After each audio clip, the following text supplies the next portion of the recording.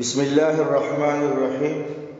زما خوږو دوستانو، جنت ډېر لرې دی، هغې دپاره د ګاډي ضرورت دی او جنت ته د جاپان ګاډي نه ځي، د اعمالو به ځي.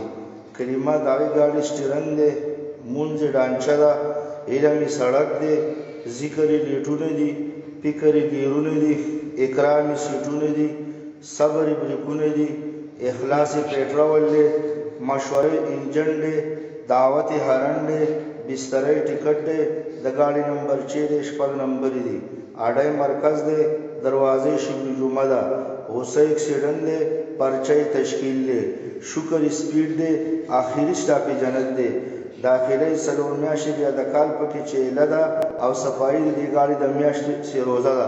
نو ستاسو د ټولو څه اراده ده؟ ماشاءالله.